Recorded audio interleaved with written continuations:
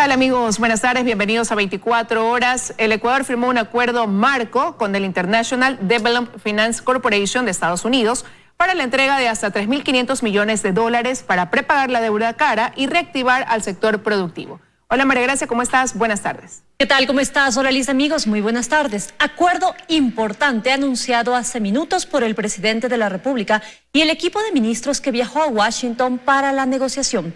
Empezamos con este tema y Freddy Paredes nos informa desde el Palacio de Gobierno. Freddy, muy buenas tardes. Danos más detalles, por favor.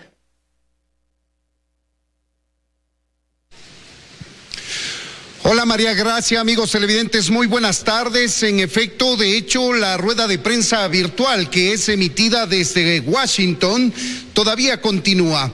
El presidente de la República hizo el anuncio general desde el Palacio de Carondelet de esta línea de crédito directa que acaba de conseguir el Ecuador con el gobierno de Estados Unidos. Esta línea de crédito se la consigue a través de un acuerdo marco con el DFC, es decir, el International Development Finance Corporation, la Corporación Financiera Internacional de Desarrollo de los Estados Unidos, que extiende una línea de crédito por hasta 3.500 millones de dólares que tendrá dos objetivos fundamentales: la recompra de deuda cara por deuda barata y la posibilidad de reactivar al sistema productivo. Este último está atado a la monetización de activos que puede hacer el gobierno nacional y se ha puesto como ejemplo la CNT, la Corporación Nacional de Telecomunicaciones. En todo caso, los términos de esta línea de crédito son bastante beneficiosos para el Estado ecuatoriano. Se extiende a 8 años plazo y a una tasa de interés del 2.48% anual. Si queremos poner un ejemplo que no lo ha dado el gobierno hasta el momento, una deuda cara es la deuda que contrajo el gobierno anterior con el gobierno chino, con la preventa de petróleo. Esa podría ser cambiada eventualmente con esta línea crediticia que le extiende el gobierno de los Estados Unidos por hasta 3.500 millones de dólares al Ecuador a una tasa del 2.48%. Escuchemos enseguida el anuncio general de este acuerdo que lo hizo el presidente de la República y enseguida algunos detalles que ofrece el ministro de Economía y Finanzas, Mauricio Pozo, desde Washington. Este acuerdo marco se materializa al firmar acuerdos de concesión o delegación de administración en proyectos del territorio ecuatoriano hasta por un monto de 3.500 millones de dólares. Los créditos derivados de este acuerdo marco serían a 8 años plazo y a una tasa de interés Euribor más 2.25%, que actualmente esto significaría más o menos una tasa del 2.48 anual. Imagínense, únicamente el 2.48 anual. Agradezco muy sinceramente al equipo del amigo Adam Boller, al equipo de DFC y por supuesto al equipo de Ecuador, que de forma diligentemente han actuado para la firma de este histórico acuerdo. Dirigido básicamente a estimular la economía, a reactivar el aparato productivo, a generar empleo para beneficio de todos los ecuatorianos y adicionalmente para poder mejorar la estructura de la deuda y buscar, por ejemplo, reemplazar deuda en ciertas condiciones por una deuda en mejores condiciones. Es la primera vez que Estados Unidos firma un convenio de esta naturaleza con otro país y para el Ecuador realmente es una manifestación de confianza. Ahí tienen ustedes, amigos televidentes, este es un acuerdo bastante importante para el Ecuador por los términos de esta línea crediticia que le va a permitir cambiar una deuda cara por una deuda más barata, fundamentalmente en la tasa de interés que será más baja y en el número de años plazo que tendrá para cancelar este dinero. Y además le permitirá al Estado ecuatoriano disponer de fondos vía monetización de activos para reactivar al sector productivo del país. Esta es la información que conocemos hasta esta hora, compañeras. Sigan ustedes. Liz Valareso en Guayaquil. Amigos, muy buenas tardes. Buenas tardes para ti también, Freddy, y muchísimas gracias.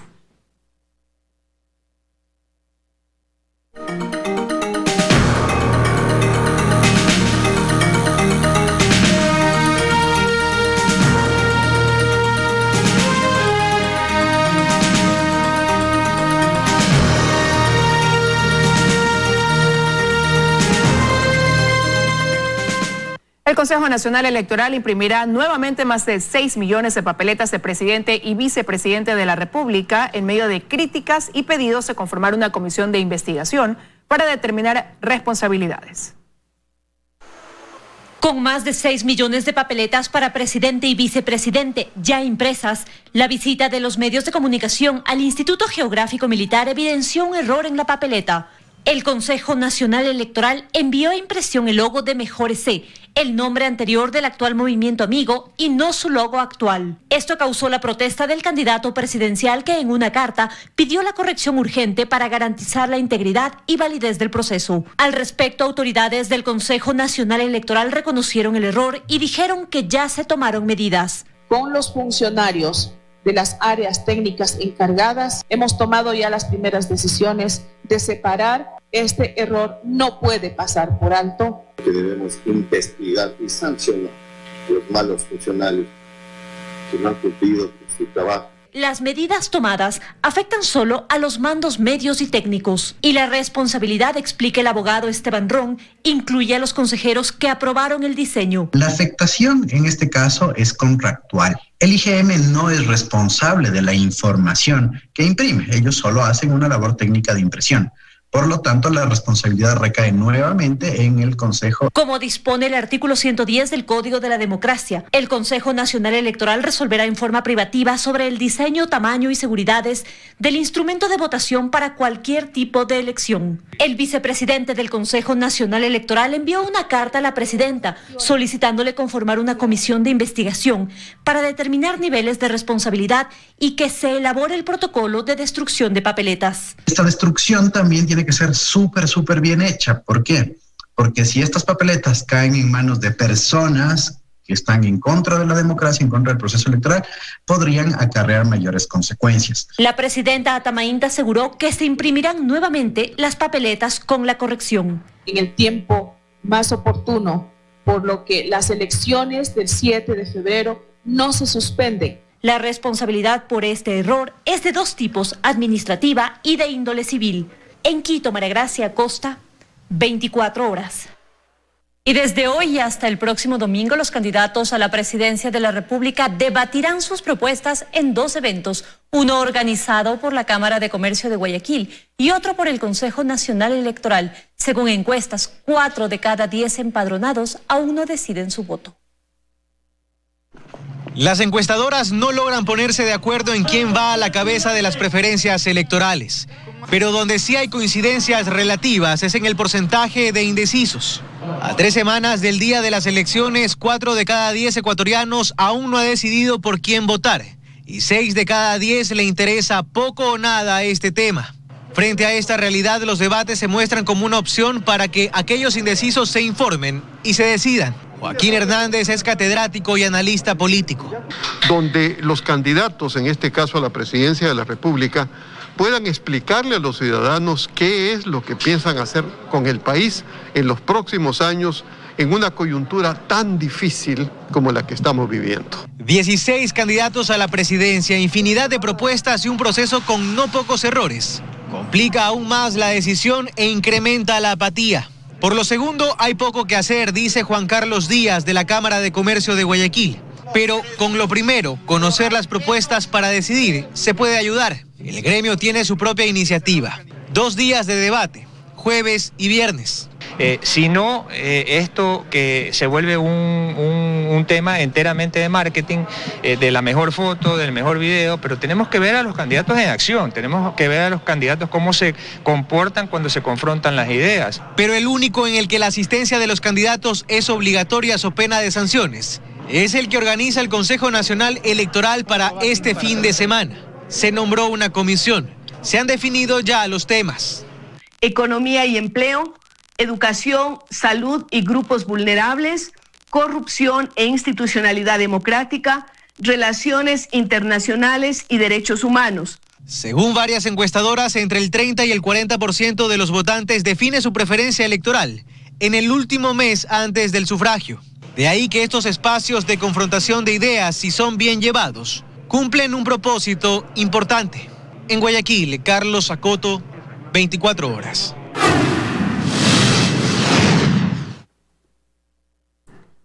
Con 4 votos a favor, el Consejo de Participación Ciudadana y Control Social designó a Elsie Celi como vocal del Consejo de la Judicatura.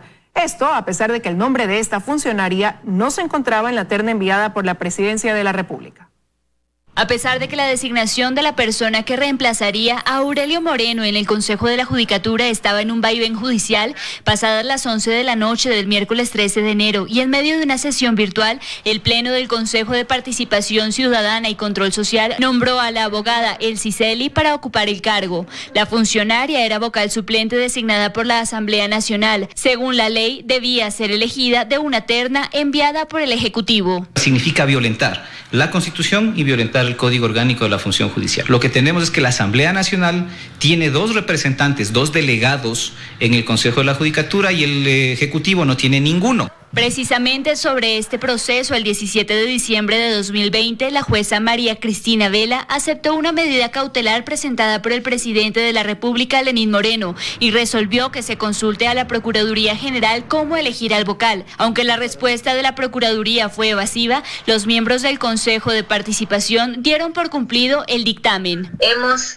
cumplido con lo que ha solicitado la jueza. Simplemente nosotros tenemos que continuar. No podemos decir al país que no somos capaces de cumplir con nuestra función. Minutos antes de la votación, el vocal Hernán Ulloa advirtió de la ilegalidad de la decisión. Aseguró que no se podía designar a dedo a una persona del Consejo de la Judicatura. De alguna forma legitimizan la decisión de ciertas corrientes políticas y ciudadanas en que este Consejo no tiene razón de existir. Una decisión que se toma a horas de que la Asamblea Nacional apruebe el informe para segundo debate en el que se podría quitar las atribuciones de designación de autoridades al Consejo de Participación Ciudadana. En Quito, Daniela Valencia, 24 horas. No serán 50.000, sino 86.000 las vacunas contra el COVID-19 que arribarán al país a partir del 18 de enero y con las que el Ministerio de Salud iniciará un plan piloto. Esta cartera de Estado aspira a vacunar a al menos 9 millones de personas durante el 2021. Luego de gestiones de última hora, el gobierno ecuatoriano logró conseguir 36.000 vacunas adicionales a las 50.000 de Pfizer y BioNTech previamente anunciadas. Serán entonces 86.000 las que se aplicarán como parte del plan piloto que empezará el próximo lunes 18 de enero. Desde Estados Unidos, el ministro de Salud, Juan Carlos Ceballos, aseguró que todo está listo para esta primera fase de vacunación. Detalló que ya se conoce a quiénes y en qué lugares se aplicará la vacuna. Nosotros tenemos la lista con nombres y apellidos y edades. Es personal médico, ¿no? Y los otros son personas que están dentro de centros geriátricos, no tienen que ir a ninguna parte. Toda la vacunación de esta primera fase la vamos a hacer dentro de los hospitales, en los hospitales, así está definido. La logística, es decir, la recepción, el almacenamiento y la distribución de las dosis, se efectuará con ayuda de la empresa privada. Distribuidoras de farmacia, cadenas de supermercados, entre otras compañías, darán soporte. El objetivo principal, mantener la cadena de frío y procurar que ninguna de estas dosis se eche a perder. Hemos hecho revisiones de toda la ruta crítica con todos los involucrados. El plan está en el mayor detalle desarrollado.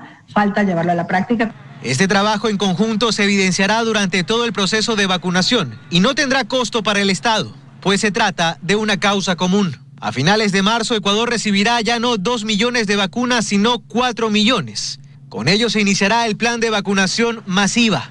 Será una etapa diferente y para el efecto se contará con un plan específico. Cómo la persona, a dónde va a ir, cómo se le va a extender un código QR, por ejemplo, con los datos demográficos suyos, es decir, edad, sexo, dónde vive, y cómo eso va a estar cotejado con el otro código QR que es el de la vacuna que viene. Todo eso lo vamos a tener muy bien hecho.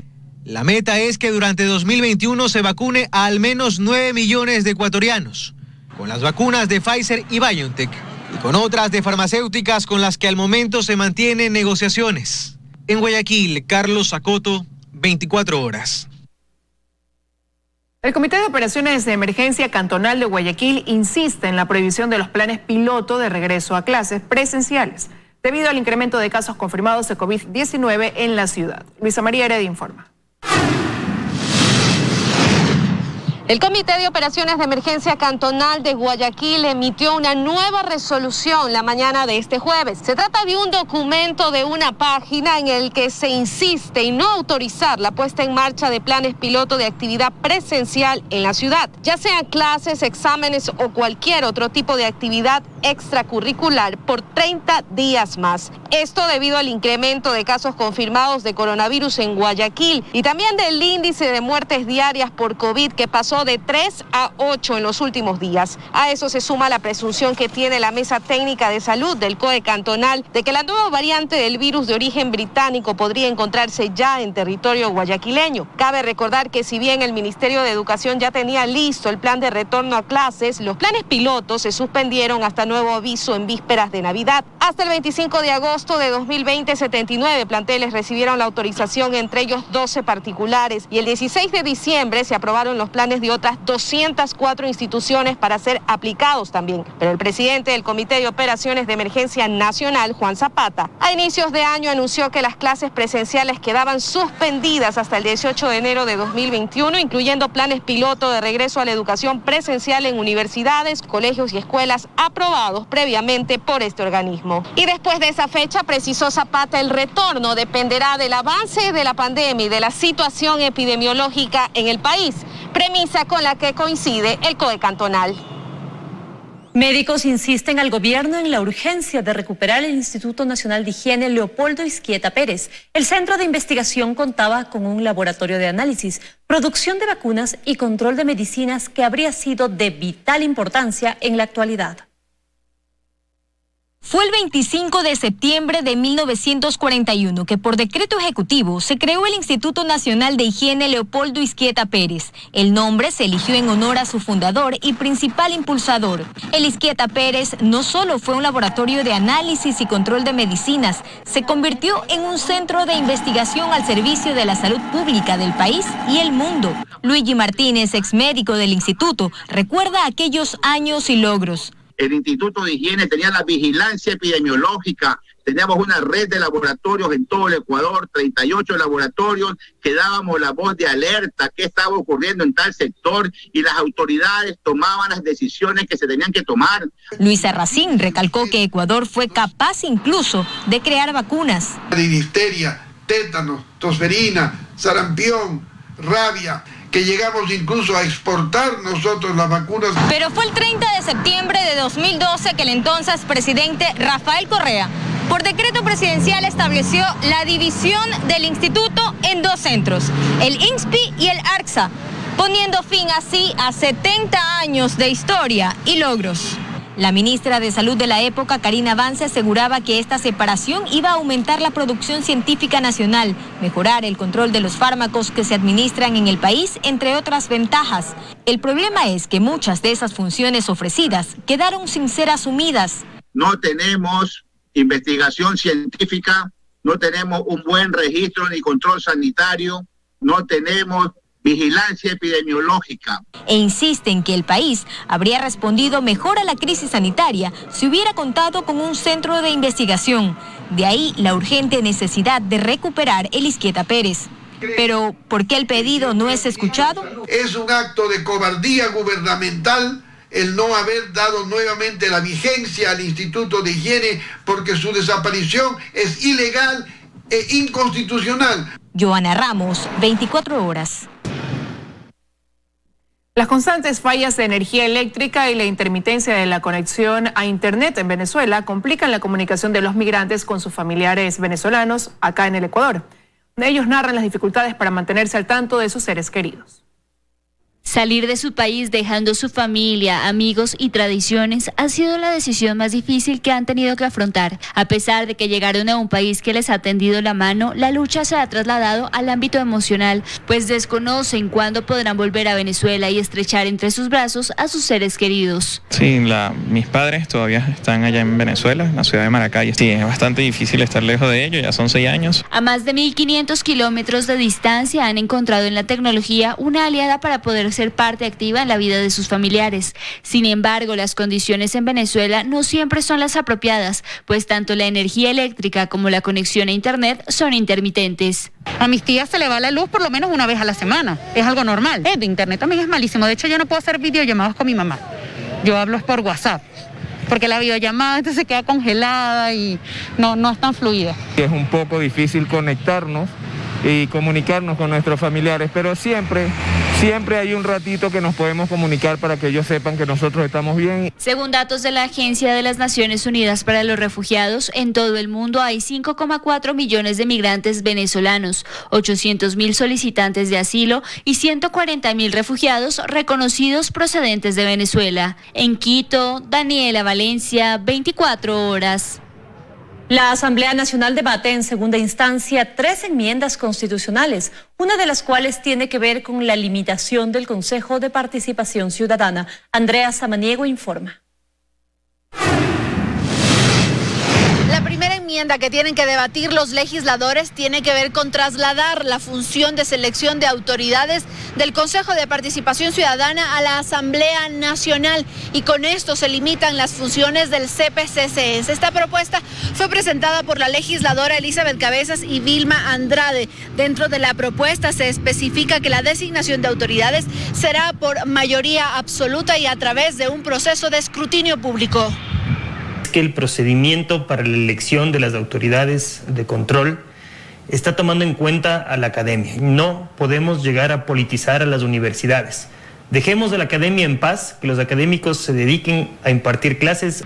La segunda enmienda a debatir, propuesta por la legisladora Yanina Cruz, tiene que ver con la asignación de más recursos a los gobiernos autónomos descentralizados a través del número de kilómetros existentes. Y la tercera enmienda tiene que ver con los requisitos para fiscal y contralor. Se propone que no podrán ser fiscal o contralor quien durante los 10 años previos a presentarse al concurso ejercieron un cargo público de rango de ministro o su equivalente a la función ejecutiva. Para aprobar estas enmiendas en el Pleno de la Asamblea Nacional se requieren de 91 votos.